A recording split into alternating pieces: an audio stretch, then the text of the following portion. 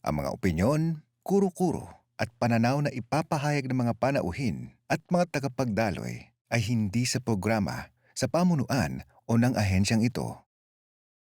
Tamang kaalaman tungo sa malayang kaisipan. Ako po si Ferdy Isleta. Ang kultura ay susi ng kadakilaan. Ako po si Annie Luis. Isang oras lang ang kailangan. Ako po si Renena Peñas at ito ang Padayon, the NCCA Hour. Sulong na!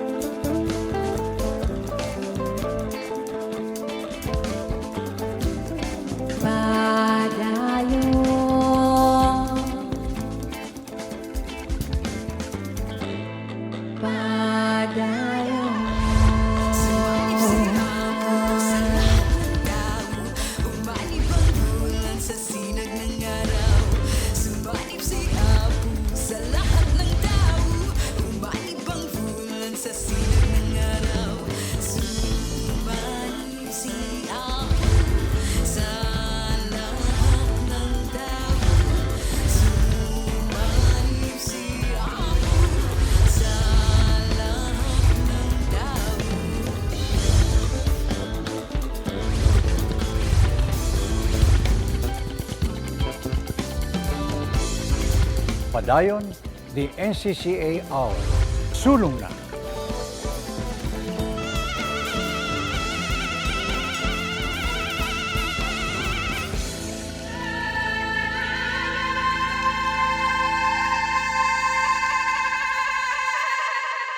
Magandang hapon sa inyo mga ka-lockdown, mga ka-quarantine. Kumusta na kayo?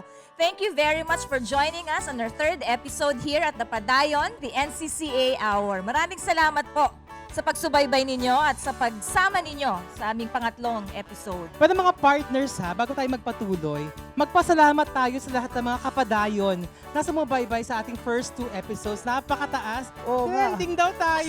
Salamat po. Sana patuloy nyo kaming Maraming subaybayan. salamat. Dahil marami Share lang kaming po ng ihanda sa share inyo. at post ang Oo. post ng ating Lalo na dyan programa. sa mga kabatch natin, batchmates, mga millennials. Oo nga, kami po ay mga millennials. Is nasadya pero ang ating mga kasuotan sa araw na to ay parang nag-represent sa mga colors ng ating watawat ng ating bansa. Ay, ganun ba? Hindi ko napansin Parang hindi Napakaganda ng ating mga pinaghandaan. kulay, buhay na Ayan. buhay.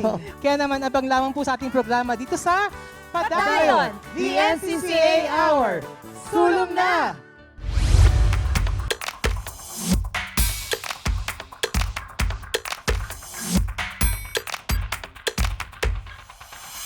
Sa sining araw ngayong hapon, ating mas kilalanin ang mga manilikha na nagtataglay ng katangi-taging galing sa tradisyonal na sining.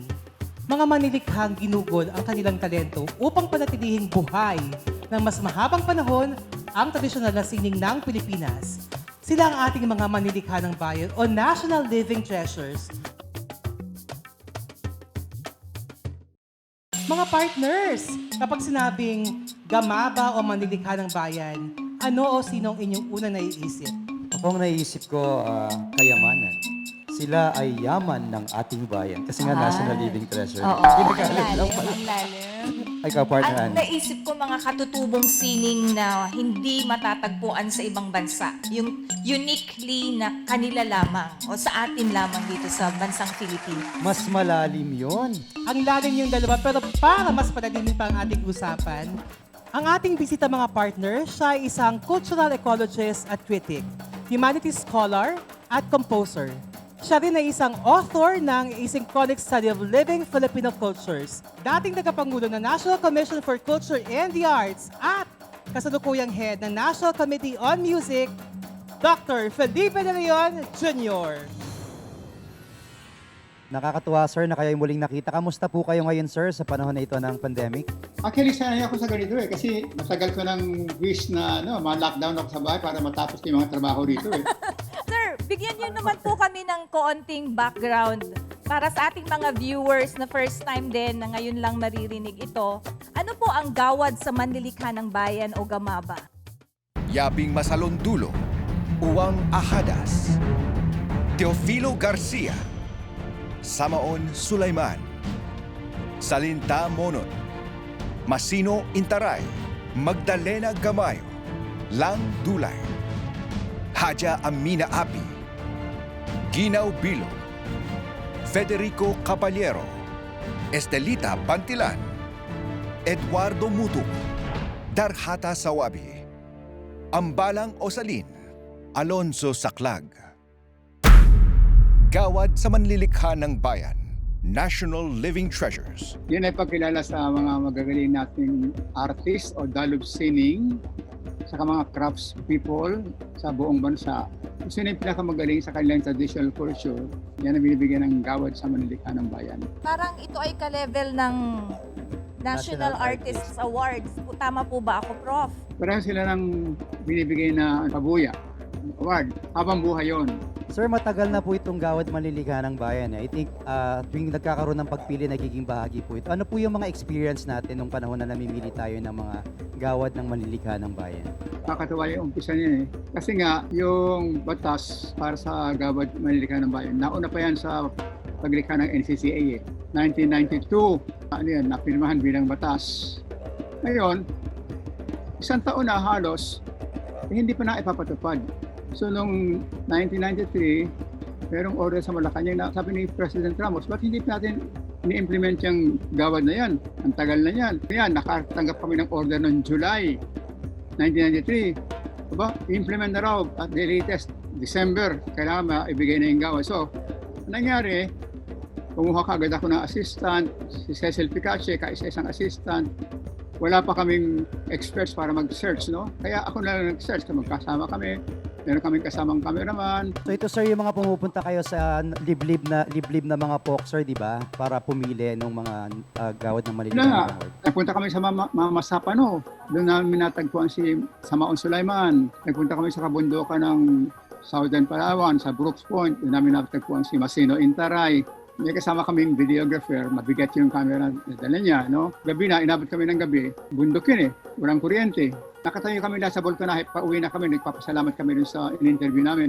Aba, ilang kami, 4 yata kami, biglang bumagsak yung sahig.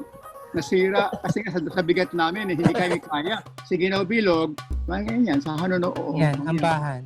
Hirap na hirap kami, okay, sa bundok. Ang guide namin, magaling na ethnologist, siya talagang number 1 authority doon sa Sulat Mangyan. Yung katutubo, parang baybayin ng mga Mangyan. Nako, ang layo talaga, walang kuryente. Hirap na kami. Yung isang kasama namin, hinihila na ng lubid para lumakyat. Tapos, nang malapit na kami, niloko niya kami, sabi ni Dr. Posma, ay nako, 1 kilometer more. Yung pala, nandun na kami sa itaas. Pinipilo pa kami. Hingal na.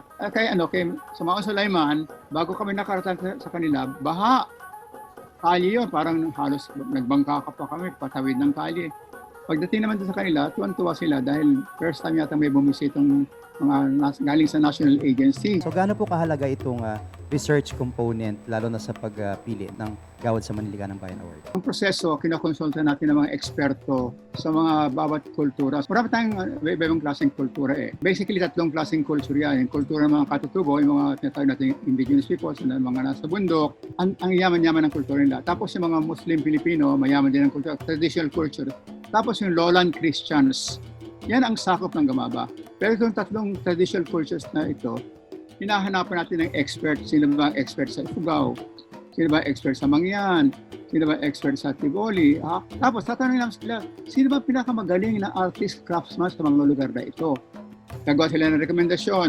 Tapos, ang search committee natin ng NCCA, pupunta rin sa mga lugar na yon to verify kung talagang ganong kagaling at kukuha pa rin ng confirmation mula sa komunidad. So after that, meron tayong proseso, may panel of reviewers kung tama yung rekomendasyon, kung tama yung award na bibigay sa kanya dahil dapat deserving talaga eh.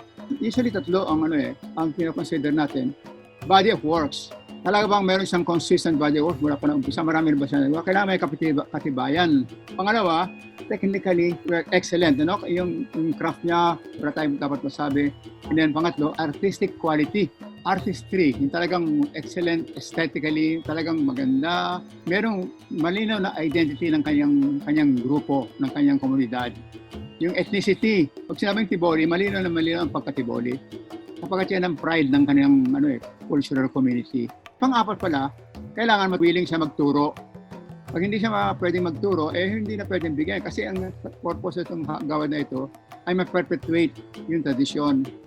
Masalin sa susunod na henerasyon. Sila kasi yung mga unsung heroes na hindi natin basta makikita kung hindi talagang hahanapin. Sir, tanong ko lang, kunyari nabigyan na ng award yung ating Gawad ng Manlilika ng Bayan Award. Tapos pagbalik niyo po doon sa community, ano kayo yung nagiging epekto nito doon sa komunidad kapag merong isa sa kanilang kasama doon ay tinanghal na Gawad Manlilika ng Bayan? Na-inspire ho ba yung community? Tuwan-tuwa sila. Saka napansin ko yung libing, yung necrological service para kay Lang Dulay. Gulat na gulat yung mga Tiboli na national figure pala ito. Ngayon ang nangyari na yung militar, mga representative ng LG, national agencies, dumating sa kanila para parangalan silang Dulay. Sabi ng mga taga ron, ganito palang ka-importante yung award na ito. At dahil sa kanilang sa inspirasyon, halos lahat sila ngayon marunong na at ang daming nabuhay na mga sentro ng paglikha ng pinalak. Parang nagkakaroon sila ng panibagong pride, sir, sa kanilang kultura at tradisyon. At naiinganyo silang buhayin ang kultura nila dahil dito sa ganitong... At pag pumunta tayo ng Lexi, buhay na buhay silang Dulay. Dati kasi kinahihiya yung pagiging katutubo nila Para mang tingin nila sa sarili nila, inferior sila at ayaw nilang tawagin sila ay Manobo o Tiboli. Sabi nila, Bisaya ako, Tagalog ako, Ilocano ako. Ngayon, inaamin nila, hindi lang inaamin, kundi pinagmamalaki nila sila ay sa grupong ito, kamay Tiboli, kamay Manobo. Kaya ang laki ng bagay. Nagkakaroon sila ng pride sa sarili nilang kultura. Actually, Prof, naalala niyo po ba itong aking hawak na Oo. publication? Oo. Ito po ay gawa po ninyo.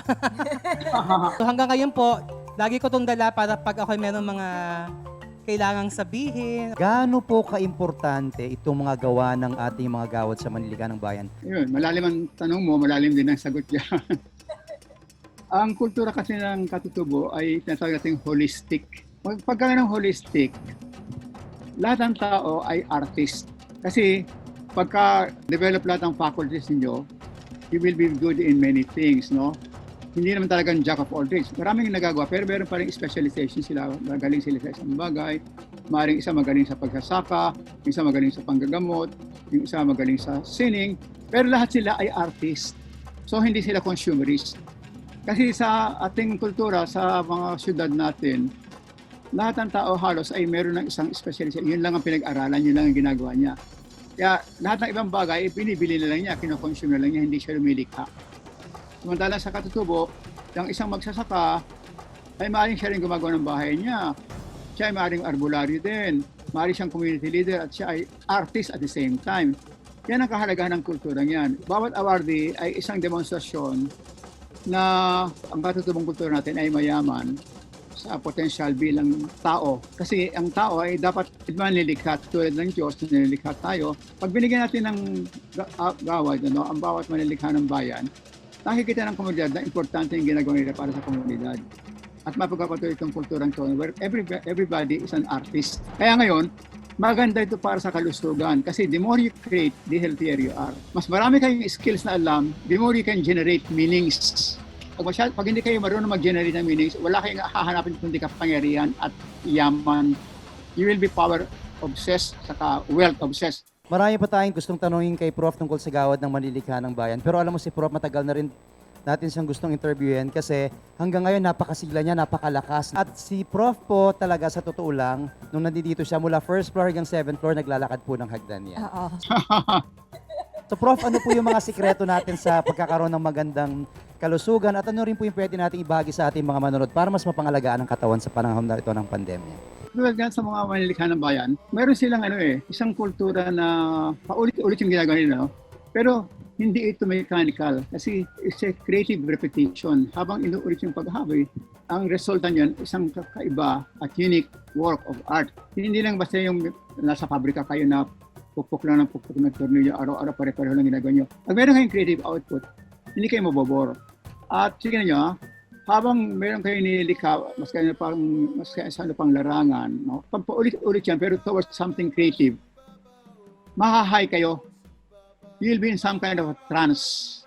Yung trance na yun, dadaling kayo sa isang lugar parang walang tumatakbong oras. Pag hindi tumatakbong oras, lulusog kayo. Hindi kayo basta tatanda. Sir, ano po ang inyong mensahe upang ipagpatuloy nila ang kanilang, not just to be able na magkaroon sila ng isang manilikha ng bayan, no? Pero yung kanilang patuloy na creative process ng kanilang komunidad, konting inspirasyon po. Sabi ko sa mga katutubo, yun nyo, sino sa mga aapi sa inyo na ang nakapunta na sa Manila o nakapunta na sa abroad dahil sa kultura? Sinalang Gulay, si Ferdy nga, kasama niyo yung mga ibang katutubo sa US, no? Dahil sa ating dayaw. At kung saan sila nakakarating. Sabi ko, kayo ba mga nang-aapi sa mga katutubo? Kayo ba mayroong ganong karapatan o nangyari na ba sa inyo dahil sa inyong kultura? Hindi nyo masasabing mababa ang kultura ng katutubo. Mas mataas pa nga yan kaysa sa inyo sapagkat kayo ay consumer lang. Samantalang sila ay creators. Sino mas malapit sa Diyos? Siyempre yung creator kaysa sa consumer. Yan ang palagi kong sinasabi sa mga katutubo. Hindi nila dapat kahiya ang kanilang kultura. Nako, maraming salamat, Maraming Prof. salamat, Prof. Alam niyo mga partners, kulang isang session. Kailangan meron pa tayong isang Part topic two. na yung buhay na buhay naman. Oo. The creative living presence po. Maraming salamat. Padayon, sirs. Padayon sa inyong lahat. Ngayong araw, mas nakilala po natin ang ating mga gawad sa Manilikha ng Bayan awardees at kung bakit deserve nila ang award na to. Talaga namang saludo po ang padayon sa inyo. Saludo ang buong bansa. At tayo, ang ating henerasyon, responsibilidad po natin na pagyamanin pa ang kanilang mga pamanang iiwan sa atin. Ito po ang Padayon Sining Aral. Mga diskurso patungkol sa anumang paksa at iba't ibang isyong kinakaharap ng ating bayan. Mas nagpapalawak ng ating isipan at mas nagpapalalim ng ating kamalayan. Kami inyong samahan dito sa Bukhang Isip.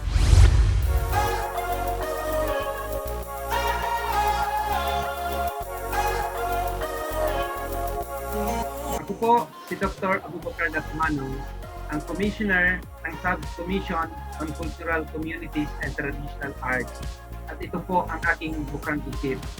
Sa aking mga kapwa cultural workers at local artists, gawin nating makaguluhan ang panahon habang nandito po ang COVID-19 pandemya at habang tayo po ay nasa bahay dahil sa pinaiiral na ECQ, GCQ o maging NGCQ sa ibang lugar. So, kahit nasa bahay po tayo, pwede naman po tayong magtrabaho. Ika nga, live what we are now experiencing and work at home. At patuloy din nating matutugunan ang ating cultural advocacies at mga gawain tungo sa nais nating mapanatili ang ating mayamang kultura at sining. Maraming pong salamat at mabuhay tayong lahat. Muli, ako po si Dr. Abubakar Datmanong at ito ang aking Bukhang Isip.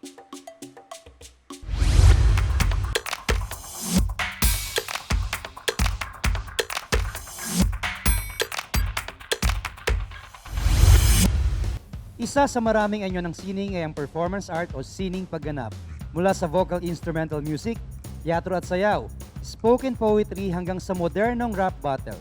Nakapaloob dito ang iba't ibang cultural creative expressions na nagpapakita ng pagkamalikhain nating mga Pilipino. Kaya mga kaibigan, espesyal ang ating episode ngayon dahil makakasama natin hindi lamang isa, kundi dalawang multi-hyphenated artists mula sa magkaibang background. Ang tinaguriang ama ng sining pagganap sa Pilipinas at Southeast Asia Right Awardee, Dr. Vim Nadera Jr. At ang tinaguriang ama ng flip-top sa Pilipinas, walang iba kundi si Alaric Anigma Yuzon. Sirs, magandang hapon po sa inyong lahat. Padayon! Padayon! Magandang hapon! Magandang hapon po. Magandang hapon, Sir Vim. Batiin po natin ang ating mga manonood. Mas maganda pa kaya sa hapon. Ay, totoo yan, sir. Alam na natin. Nagsasabi ka ng totoo, sir. Talaga ikaw ay isang tunay na makata. Woke up like this. Mukha Sir, kayo Andy. mga bandilang Pilipino. Yes, sir. Sir Anigma, kamusta po? Magandang hapon po sa inyo. Magandang hapon po. Para kay Sir Vim at kay Sir Enigma po, sa isang pangungusap, kaya ba? Paano nyo kayang ilarawan ang inyong art form? Sir Vim? Nagkaroon kasi ng katatanong, gumawa ko ng parang manifesto at tinawag ko itong Kwanismo. No? Dahil hindi, ano ba ang Kwan? Anong Kwan ay isang bagay na ginagamit sa mga bagay na hindi natin alam pang tawag. Nung bata-bata pa ako at maitim pa ako. Bata pa rin, bata pa rin. Oo. Mukhang bata pa Nakita rin, niyo sir. ba sa UP, Faculty Center, si Ann, alam siguro ito, yung bang mga hubad na rebulto na nakatayo doon sa Sa tabi ng- FC. Mm-mm. Oo. Mga Yun yung diwata. sinasabi nilang 9 uses of the art ni Napoleon Abueva. Ang ginawa ko, parang pinagsama-sama ko sila. Kapag pinagsama-sama mo yung siyam na diwata ng scene ngayon, hindi mo alam kung anong tawag doon eh. Kaya Kwan ang tawag ko. Ginawa ko yun ng, meron akong, kung upload ko na sa susunod, meron yung mga paniwanag kung bakit, anong tawag doon. Kasi nga, parang unnameable. Punta naman po tayo Oo. kay Sir Enigma para po sa kanyang description ng kanyang art form. Well, yung ginagawa namin sa Flip Top, tawag doon ay battle rap. Tapos yung battle rap ay parte siya ng buong kultura ng hip-hop, which is produkto ng African-American inner city struggle and rebel music. Kaya tara, baliin na natin ang siklo. Ilang siglong nagpabaya, di oras na ngang kumilos. Kung ang buhay umiikot sa magaspang na prinsipyo, pag malaking Pilipino, di nga makapili ng pino. Sinong sisilong sa diko, sinong hindi papayag. Meron ba talagang hindi sawa sa kapalpakan ng bayan? Mangkulong sa tradisyon, hirap nga makalaya. Pero kaya may pagkakaiba, ang hirap sa hindi kaya. Sa dami pa ng klaseng kayang kainin at kalayan. Sing daming katotohanan ayaw sigmurahin. At hindi ko sinasabing magpabulag sa pag-atake. Makakapag-abante lang kung gutom para sa balanse. Dali habulin natin, panindigan ng disiplina. Kahit iba-iba yung dila, gawing iisa yung diwa. Pagsanip ang tiyaga para sa pinatutunguhan. Ideya ng lipunan ay hindi na magkukulang. Tapos yung battle rap naman, basically one-upmanship siya ng mga MC or ng mga master of ceremonies. Nagsimula siya sa simpleng yung pampahype lang ng crowd. Tapos yung pagpapahype ng crowd, naging pagalingan siya sa dalawang ibang master of ceremonies kung sino mas magaling mag-hype ng crowd. So yung mga, nagsimula siya sa simpleng mga put your hands in the air, mga ganun. Hanggang umabot na sa, nag-evolve siya ng nag-evolve para magpagalingan sila na kasama na rin doon yung tinitira mo yung kalaban mong master of ceremonies. May panahon din dati na tinatawag na freestyle era. Yun ang Ayan, pinaka spontaneous, kumbaga, talagang wala kang baon na sulat. Talagang on the spot lang, pagalingan ng mastery mo sa ganun, sa mga technical elements ng rapping, which is yung rhyming, yung flow, yung performance ability mo. Tapos syempre nung mga mas conceptual na aspects tulad ng yung punchlines mo, yung imagery mo, or yung wittiness mo, overall creativity mo. Kailangan mabilis ka talaga mag-isip. Kasi may rhythm yun eh. May rhyme pa rin ba yun? Nag-wrestling din sila Oo sa nga, palitan din. ng no? Ang hirap nun kasi on the spot eh. Sir, kay Sir Vim naman, sir, paano po ang difference ng Kwanismo? Gagamitin ko na yung term ninyo. Kwanismo, tama ba ako? Kwanismo sa declamation. Oy. Oy, nga, ang magandang nangyari sa ngayon, dahil sa sinabi ng declamation, lalo sa wikang Pilipino, maririnig mo na yan kapag buwan ng wika. Kumbaga sa isang taon, sa Agosto mo lang maririnig yung para na yan. Pero dahil sa pagdami nga ng nagmamahal na ngayon sa tula, no? Siguro, sasaklawin ko rin nung pagpasok din ng spoken word itong bagong millennium, parang naging pang-araw-araw ng tula eh. No? Yun ang napakaganda. At yun nga, ang isa pang nagkumanda, nagkaroon tayo ng mga bagong plataforma sa social media. Di ba? What's on your mind? Yung iba nilalagay, tula. Yung tinatanong mo eh. So, kumbaga, nawala na rin talaga yung dating proseso. Ako natutuwa sa yung pagsibol ng ka-spontaneous mga... na, sir. Oo, sa pagsibol ng mga ganong makata. Kasi hindi natin naranasan to sa tinagal-tagal to sa mundong ibabaw. Interest malaman kung sino ang mga mentor. Yes, sir. Baka meron po ba kayong naging mentors? Or kayo sila nga yung ama ng Oo ng nga eh. form na to eh. Meron pero Merong inspirasyon ba, sir? Or idolo kayo dito sa larangan na ito? Hanap ko noong maging bagani. Pero sabi nila, imposible! Kasi incorrect daw culturally. Kasi hindi naman ako IP. Hindi raw ako isa sa kanilang 14 million na. Kaya sobra na! Tama na! Palitan na ang aking drama! Hindi mo maiwasang balikan yung kasaysayan ng panitikang Pilipino. Kaya parang bumabalik ka dun sa mga naunang halimbawa. No, nagkaroon kami ng performatura, binalik ko sa mga epic chanters. Kung tutuusin, kasi ang panitikan talaga noon, hindi naman pasulat dahil wala pa nga ng papel. No, hindi pa na-invento.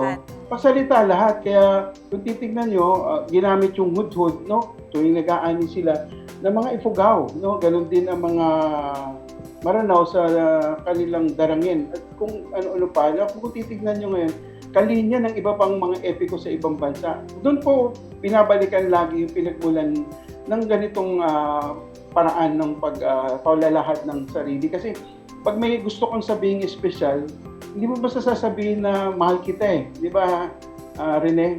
No? Gagawan mo ng tula. Daming hugot! Bakit ganun? Kumbaga, di ba mag-e-effort ka? Yun ang tula, sa tingin ko. Kayo po, Sir Enigma, ano pong mga inspirasyon at mga sa tingin niyo susunod sa inyong mga Inspirasyon, simple lang naman actually yung buong hip-hop culture, hip-hop music. So, bata pa lang talaga ako, may hilig na talaga ako sa rap at sa hip-hop. Iba-ibang eras, so may iba't ibang styles din kada era. Tapos sa mundo rin ng battle rap ay napakalawak din. So marami po talagang inspiration talaga. Growing up, marami akong like-minded na kaibigan, mga kasabay kong may hilig talaga sa hip-hop music. So sila, pasahan po kami ng albums, doon po kami nakakatuklas ng mga panibagong style, panibagong music, panibagong tunog. Panoorin mo to. O, galing na ito, ganyan. Ganyan lang po. Ito, Sir Vim, inaabangan to ni Rene. Paano po ba humugot? Ano po ang masasabi niyo sa Hugot Poetry bilang isang kritisismo sa spoken word? Ito na. Yun ang pagiging totoo eh.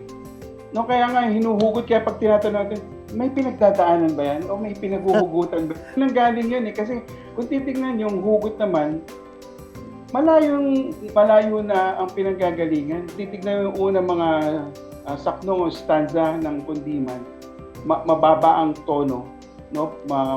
Mababa rin yung emosyon, no?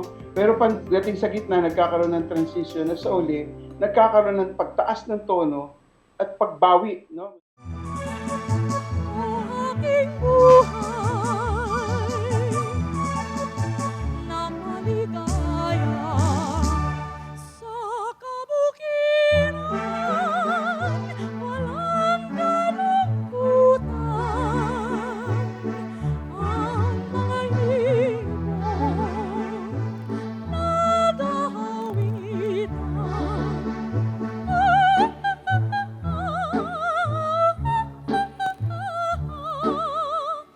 Kaya nagugustuhan natin, kumbaga, kahit ako ay bagsak na ngayon, balang araw, no? Bangkakabawi rin ako. Yeah, parang, Sir ganun Vin, lagi ang, kumbaga, formula. no, parang bukas luluhod ang mga tala. Ayan, Sa di ba? pag-ibig ko sa iyo. Yan, Charot. para sa mga Walang ibibigay. para sa mga butiking walang tingting. So, sa paanong paraan po nakakatulong ang dalawang art forms sa pagpapayabong ng ating panitikang Filipino? Pag sinabi mong panitikan, laging kakabit doon yung wika. No, kaya kung titignan mo, kahit yung balagtasan, nagsimula sa Pilipino, meron din version halimbawa sa Ilocano, yung Bukanekan, saka sa Pampanga, yung mga Crisotan. Kumbaga, nagkakaroon ng, teka muna, kaya ko rin sabihin yung sinasabi nila, di ba? Kaya nakaka-relate yung mga karaniwang tao na pwede rin akong tumula, kaya ko rin ginagawa niya. Kaya yung pagdami ngayon ng mga batang nalululong, no, sa ganitong bisyo, nakakatuwa kasi kaysa sa mga nakakasama sa kanilang kalusugan, di gamitin na natin ng sining, no, bilang bisyo. Tingin ko nakakatulong siya kahit papaano dahil nagkakaroon ng interest yung kabataan sa figurative language. Ganun lang po. marami rin kasing aware naman po ako na marami talaga dyan na nag-aakala simpleng murahan lang yung rap battle. Siyempre gusto kong klaruin na misconception lang talaga yun. Parte siya ng laban, pero hindi lang siya puro ganun. Yun nga, pinaglalaban mo yung mga pananaw mo, sentimiento mo, tapos nandun na rin yung performance aspect nga na gagalingan mo yung pagtugma mo, yung delivery mo, yung stage presence mo. So marami talaga siyang nakuhang interest ng kabataan na otherwise hindi sila interesado sa figurative speech at performance art. Grabe, ang daming natutunan ng ating manonood, insights, inspirations para sa kanila mga craft. Pero syempre, mga partners, alangan puro discussion lang tayo dito, di ba? Syempre, kailangan mapanood ng ating mga manonood ang inyong mga obra at marinig po kayo sa ating mga pinag-usapan. So, sample tayo dyan, no? Uunahin natin syempre, si Sir Vim, no? Sir Vim, meron siyang inihandang piyesa sa atin ngayon na ang title ay Epidemia. Santa Corona, ayon sa Romana Martirolohiya, dakila ka. Santa Romana, patron ng pandemya, iligtas mo kami sa coronavirus na sakit ang dala. Santa Corona, saksiya mga palma sa dakong Syria, sa iyong sakuna. Santa Corona, patron ng pandemya, iligtas mo kami sa coronavirus na sakit ang dala. Santa Corona, kahit ang iyong reklikya ay nasa Basilika ng Hilagang Italia. Santa Corona, patron ng epidemya, iligtas mo kami sa coronavirus na sakit ang dala. Santa Corona, ayon kay Elitea, ang mga tao ang naunang itinuring kang santa. Santa Corona, patron ng pandemya, iligtas mo kami sa coronavirus na sakit ang dala. Santa Corona at San Victor mong kabaka, magkasama ninyo kaming isalba. Santa Corona, patron ng pandemya, iligtas mo kami sa coronavirus na sakit ang dala. Amen. Grabe, ang powerful nun, sir. Sigurado umalis na siya. Umalis na siya. Hindi si Santa Corona. Hindi si Santa Corona, pinaalis na ni Santa Corona ang pandemya. Oo. Ngayon Grabe naman na po, ito. dadako tayo sa freestyle ni Sir Enigma. Sir. It's the world's deadliest plague, elusive with several shapes and shades, consuming every generational phase. Assuming any face of state, diluting men to slaves, uprooting sense from brains, students sent to graves when mental laziness settles and of the truths are entertained, makes it purely preferential, no proof or demonstrations. Tested explanations are graded second rate, the subjective guesses embellished, whose essence rests in faith and academic henchmen profess to perpetuate the reckless misdirection progressions left to waste, yet them pseudo-intellectuals have fetched the center state. Memories are swayed, certain segments penetrated with oppressive agenda. The end of treachery is laid, prophetic messages persuade, pay respects and pray, venerate the stage or taste the edge of blaze, best befriend the holy saints, lest your fence rate to the flames of deadly weapons in exchange. The pen can kill a stave, the end is still the same, but true heaven is delayed. Ang bigat talaga ng araw na ito dahil dalawang bigatin na nakasama natin mga partners. Totoo No? yan. At napakarami na naman po nating natutunan ngayong hapon. Iba't ibang anyuman at kung saan man nagsimula ang sining sa Pilipinas, ay iisa naman ang mensahe nito, ang pagkamalikhain ng Pilipino sa larangan ng sining at sa larangan ng buhay. So yan, marami pong salamat sa ating bisita ngayong araw na ito, sa inyong Salamat po. at ang kilig sa pagdalo sa programa namin na Padayon. Sir Padayon. Vim, Sir Enigma. Salamat, Sir Vim, Sir Enigma. Okay. Ingat po kayo. Padayon. Padayon. Padayon. Padayon! Mga artistang tunay na makasining, kahit sa gitna ng pandemya, sila'y patuloy na nagpapamalas ng kanilang galing. Kanilang mga kwento diskarte ating pakinggan. Kanilang pagiging malikhain ating hangaan. Dito sa Sining Inspirasyon.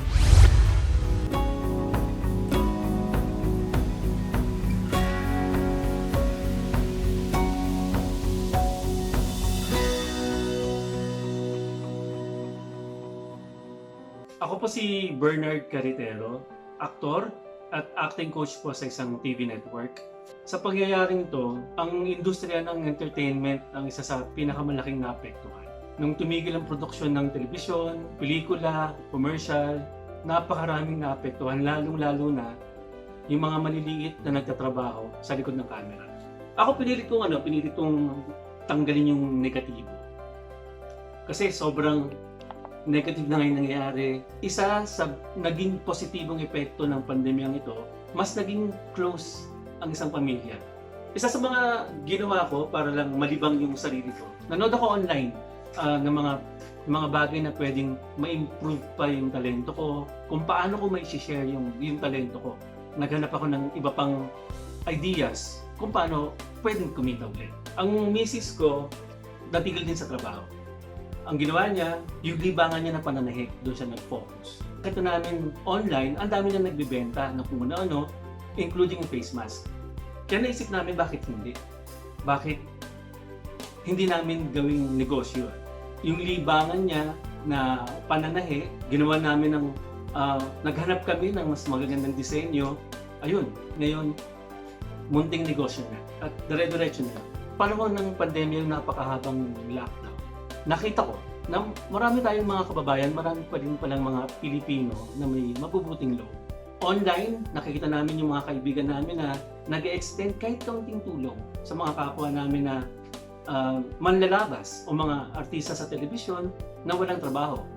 Yung mga ganong kaliliit na bagay, nakakatulong para mas gumang ang bigat na nararamdaman ng marami sa atin, maraming mga kababayan na. Pero mas maganda, pilitin pa rin natin maging positibo. Kasi kung mag-iisip lang tayo sa bahay na nahihirapan, walang mangyayari. Kumilos tayo, sabayan natin ng dasal, ng pasasalamat sa Diyos, at paghingi ng tulong.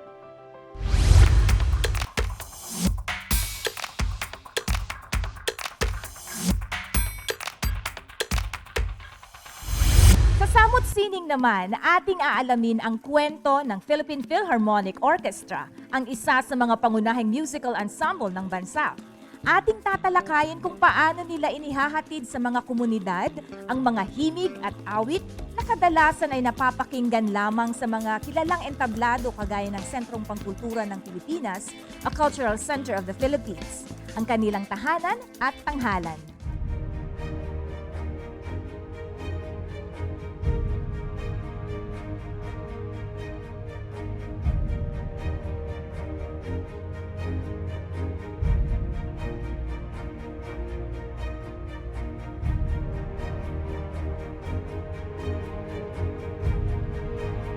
Kasama natin ngayong araw upang ipaalam sa madla ang mga naging proyekto ng CCP Outreach sa pamamagitan ng Philippine Philharmonic Orchestra, walang iba kundi ang PPO Program Director at pangalawang puno ng Pambansang Komite para sa Musika, Professor Eugene De Los Santos. Magandang hapon sa inyong lahat. Sana nasa maayos kayong kalagayan. Okay naman kami dito. Nag-a-adjust pa rin sa new normal na sinasabi nga. Ngayong hapon po ay tatalakayin natin ang mga iba't ibang programa na ginagawa ng CCP, Office of the President. Dinadala ng CCP ang kanyang mga resident companies to the different parts of the country. Especially ang Philippine Philharmonic Orchestra, no? Yeah. Ang Philippine Philharmonic Orchestra. Sobrang tindig balahibo kapag nakapanood mo ang I was there sa Bacolod, sir, no? May kasabay kaming event nang magkaroon kayo ng PPO outreach and meron naman kaming tayong Sir Ferdy na ani ng sining.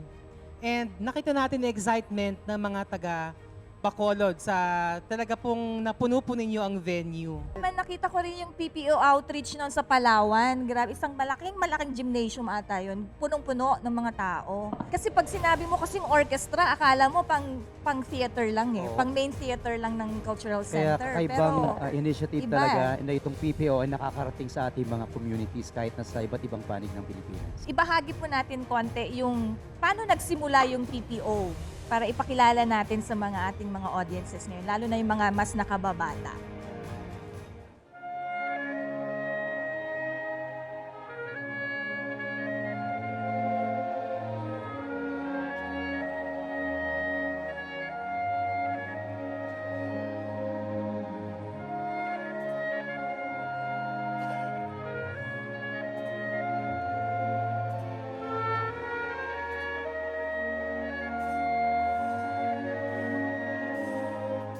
Ang Philippine Philharmonic Orchestra ay nagsimula noong Mayo 1972. At ito ay tinawag na CCP Philharmonic. Ito ay dahil sa pangangasiwa at ng National Artist for Music na si Lucrecio Silag at dating unang ginang na Imelda Romualdez Marcos. After ng 6 years ng pagka-establish o pagka-inaugurate ng orchestra, binago ito ng dating unang ginang na si Imelda Marcos at ginawa itong Philippine Philharmonic Orchestra na ang pinamunuan ni Professor Oscar Yatco. And since then, hindi lang sa pag-aakumpanya sa mga artista, sa mga singers, sa mga instrumentalists, ipinakilala rin ng orchestra sa sambayan ng Pilipino yung iba't ibang mga likha na orchestral music ng mga iba't ibang kompositor. Okay, sir. So, nung panahon na yon, yung Philippine Philharmonic Orchestra, usually mapapanood yon, kailangan ka magpunta sa CCP, no? May ticket. Kailangan may ticket ka. Kailangan may ticket ka, tsaka talaga naman ganun yung production At pag requirements. nanood ka, kailangan nakapustura ka, Para nakabihis makasuot ka, di ba? natin yung- Para ngayon kailangan ganito, wag pupunta ka para manood ka, at tsaka papalakpak ka. Pero ngayon, nakakatuwa, kasi sa panahon na ito, through the CCP Office of the President and the CCP Outreach Program, kayo po ay nakapagtanghal na sa iba't ibang komunidad sa buong bansa. So sir, from CCP now to the community, parang hindi siya ganun kadali, no? To bring orchestra sa barangay, sa venue na gano'n, na hindi gano'n yung acoustic. Ano po yung mga challenges na kinakaharap ng PPO sa mga panahon na kayo po ay mga nasa outreach programs?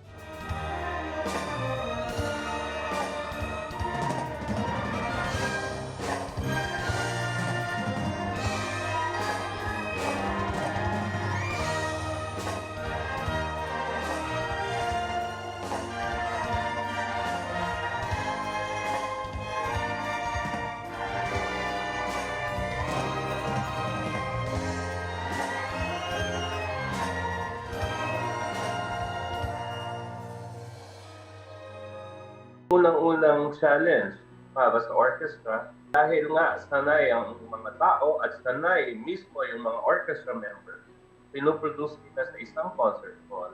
Ang number one challenge ay ang paano sila maririnig sa malaking lugar. Sa Philippine setting, usually open air ang aming performances.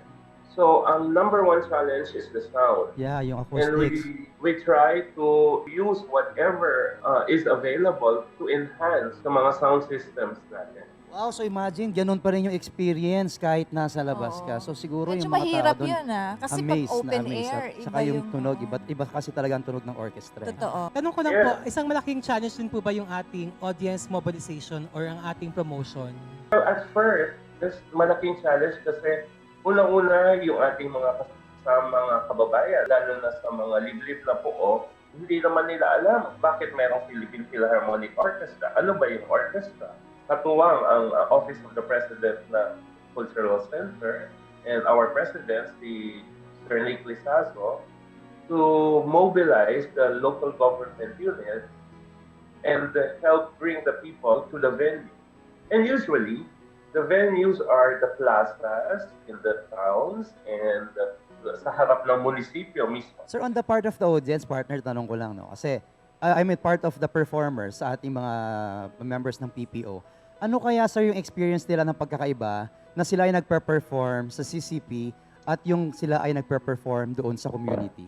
Ang feeling kasi nang nasa loob ka ng malaking concert hall at merong nanonood na nagbayad ng ticket at nakabihis sila, it's more on appreciation to the music. At saka sa part naman ng performer, pinapakita nila yung versatility nila for the sake of appreciating the music. While when we go to outreach, mayroon pang isang malaking factor na nakakatulong for the performers. Sinishare nila kung paano ma-appreciate yung ganong klaseng music.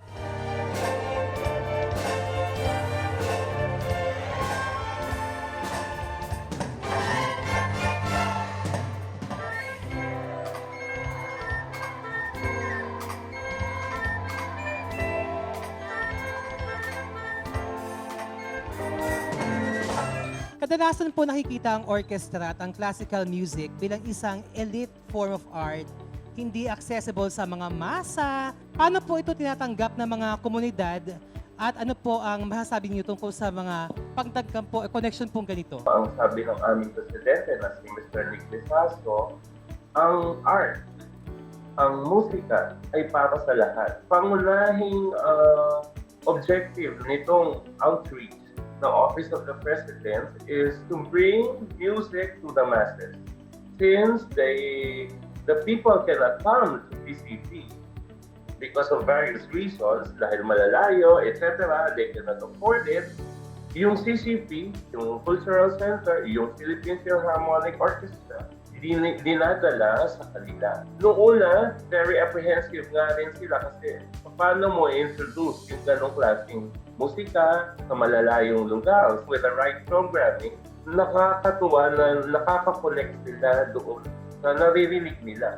At lalong-lalo, nakikita nila kung paano napoproduce yung ganong klaseng mga tunog na sa radyo lang nila naririnig o sa plaka naririnig ng araw. Totoo yan. Kasi nga sa CD or sa radyo, naririnig mo lang talaga siya tapos Pero pag biglang live na siya. live, Ito iba. pala yun, doon pala nanggagaling. Naririnig yung mo tunog siya at niya. nakikita mo pa kung paano Yes. nakikreate yung music. Sir Eugene, alam mo, meron ako maikli, very short na kwento mga partners, no?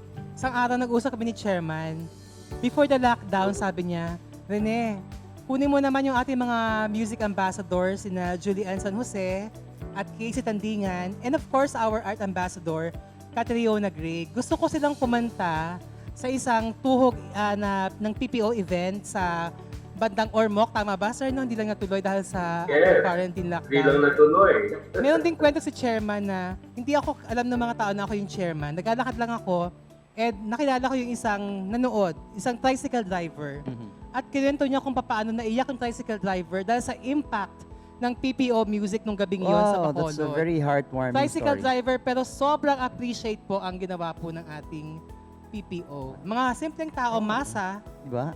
Parang ano din yan ang tricycle driver at si chairman, ang PPO at ang komunidad.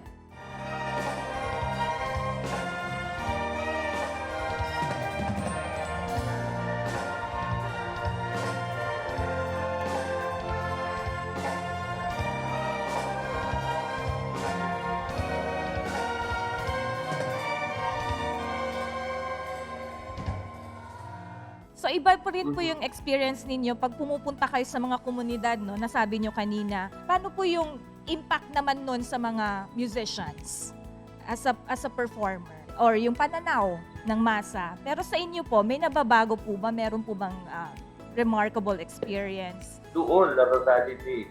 As a musician, may saysay pala to. Meron pala itong mabuting nagagawa at effect sa mga taong nakikinig. And every time may concert ka, sabi ni Chairman, sabi ni President, pare-parehong mukha at nakikita niya. Kaya doon sa aming outreach, iba't ibang klaseng tao. Sometimes, pag nakuha mo, nakakonect ka sa kanila, nakakonect ka sa mga puso nila, nag-iiba, nagtatransform. For the musician, para sa sarili mo, lalo mong pagbubutihin yung ginagawa mo. Kasi hindi lang para sa sarili mo, o hindi para dun sa art na pinopromote mo. Sir, kanina si Rene nagbahagi ng kanyang kwentong PPO. Kayo sir, personally, meron ho ba kayong kwentong tumatak sa inyo sa mga isinagawa ninyong outreach program sa community? Unang-una doon sa Bacolod, dahil sa dami ng tao, hindi ako makapunta sa harap. Gusto ko kasi nasa harap ako pag manonood ako. Nakiupo ako doon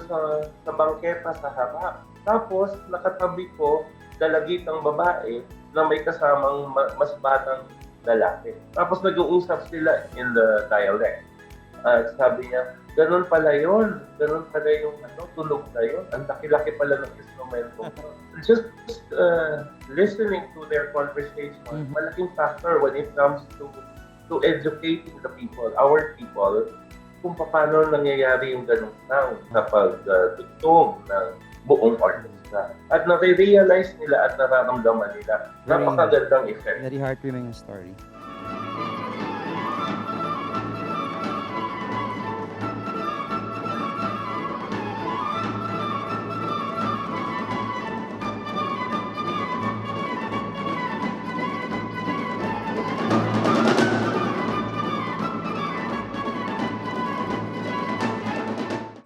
isang guro ng musika, sir, gaano po kahalaga ma-expose ang ating mga kabataan sa ganitong uri ng musika? Ito'y napaka-importante dahil ito yung isa sa ika-4 mula sa taas na antas ng edukasyon na kailangan mabigay natin sa ating mga kabataan. Mas magandang naririnig nila at nakikita nila kung paano pina-perform itong ganitong mga klase, mga piyesa, mga performances ng mga instrumento. Yung pag-educate sa mga bata, dahil itong klaseng music na to, itong mga instrumento ito, ay hindi naman sa atin. Diba? Ito yung mga hiram natin galing sa West. Maraming studies, maraming pag-aaral na ito'y nakakabuti para sa tao. Diba? Ba talaga nagagawa ng musika pag ganun eh. Merong iba na nga na yung tandang na ginagamit sa pangsabong. Pinaparinig daw yung Tchaikovsky biglang nananalo. Napakahalaga talaga ng musika sa buhay. Oo. So Lalo na imagine ngayong mo yan sa lockdown. tandang pa lang yun. How much more pag ikaw bilang tao. Iba yung pagdating ng musika sa'yo. So ibang motivation yung nagagawa. Not just classical music. Kasi yung orchestra, iba-ibang genres ng musika, sir, di ba? Ang tinutugtog din. Oh, yes. Kasi ang impression kasi pag sinabing orchestra ay classical music, hindi naman lahat. Sir, ngayon po sa panahon ng new normal, kasi ang orchestra, alam natin, napakalaking grupo yan. Ano po yung paghahanda na ginagawa ngayon ng Philippine Philharmonic Orchestra para dito sa napipintong maaring pagbubukas ng mga tanghalan under the new normal? Yeah, sa ngayon, naghahanda ang, hindi lang ang orchestra, but ang buong CCP kung paano gagawin dahil iba yung side ng performer, iba yung side ng audience. Inuuna namin ngayon yung sa side ng performers kung paano namin susundin yung ating guidelines ng IATF. Number 1, yung distancing habang tumutugtog sila. Number 2, yung mga proper protocols, pagpasok at paglabas ng entablado. No? Yan ay dahan-dahan naming pina-practice kasi once they enter, meron naman silang sariling upuan. So, inaayos na yon beforehand. Pag pinayagan na magkaroon ng audience, pati yung seating arrangement ng mga audience ay inaaral din ng buong CCC dahil hindi naman po pwedeng magkakatabi. At until such time na papayagan na uli, doon pa lang pwedeng pumasok. O, lahat tayo excited na bumalik sa CCP para manood, mga partners. At I think even the community, marami pang nakapending dapat na gagawing concert ay nakaabang na para sa pagdating ng Philippine Philharmonic Orchestra. Siguradong matutuloy yan sa nalalapit na hinaharap, mga partner. Isang mabuting balita na naghahanda ang PPO para sa pagsunod sa mga health protocols. Oo. Kaya nga nasabi ni Sir, artist, saka community nag-gather together. But syempre, nananawagan din tayo sa ating mga manonood na suportahan ang kultura at sining. At ang PPO po ay isa sa dapat nating suportahan dahil sa kanilang adikain na mailapit ang musika kahit na sa liblib na lugar ng ating bansa. Yes. Dahil ang musika ay pagkain ng ating kaluluwa. Totoo yan. So, marami pong salamat. Maraming salamat, Padayon. Thank you very much. Thank you very much, sir. Thank you, Maraming sir. salamat po. Ingat po. Ingat, sir. Padayon, sir. Padayon. Padayon.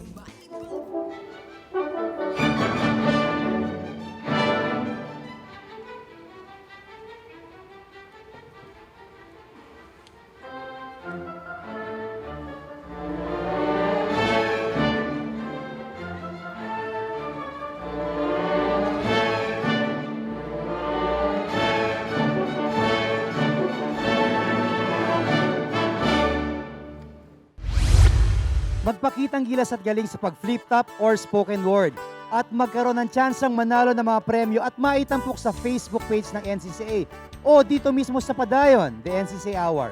Ang ating pong paksa, Bayaniyang Filipino sa panahon ng pandemya. Ipadala ang inyong mga entrada or entries sa Facebook page ng National Commission for Culture and the Arts via PM. PM is the key. Ang mga magwawagi ay i-aanunsyo sa NCCA page. Kaya't ano pang hinihintay ninyo? Halina't maglaro tayo! At dahil ngayon Biyernes, bago magtapos itong linggo, handog namin ang new normal sa pagtatanghal dito sa Sining Galaw.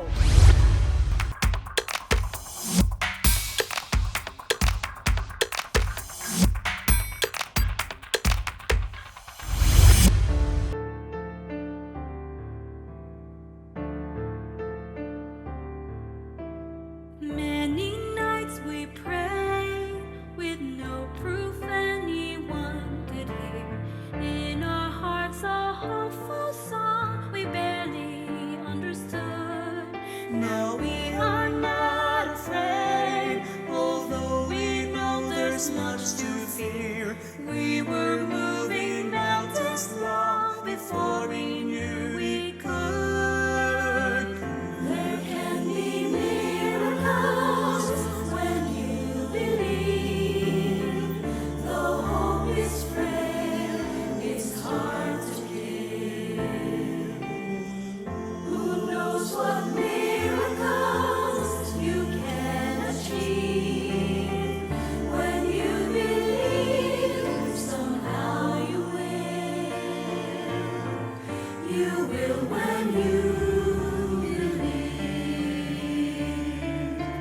In this time of fear, when prayer so often proved in vain, hope seems like a summer burst, swiftly flown away.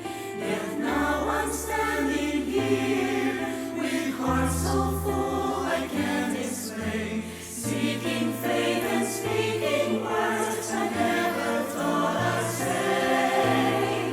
There can be miracles when you believe. The hope is great, it's hard to give. Who knows what miracles you can achieve? When you believe, somehow you will. You will when you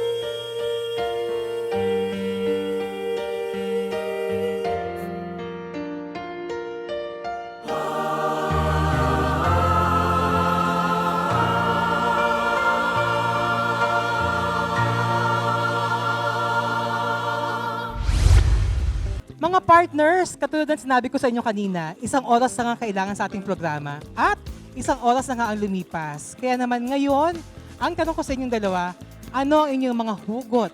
Ako partner, singyaman ng discussion natin ngayon, ang yaman ng kultura ng ating bansa.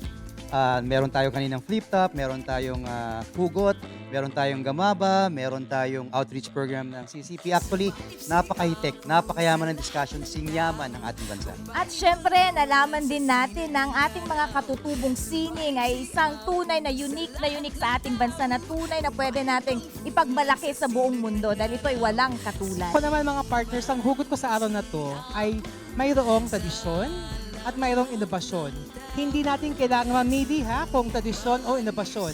Ang kailangan, pagsamahin natin at mamuhay tayo kasama ang tradisyon at inobasyon. Kaya nga tayo, NCCA. Marami pong salamat hanggang sa susunod na episode ng Padayon. Ito po ang Padayon, the NCCA Hour. Sulong na!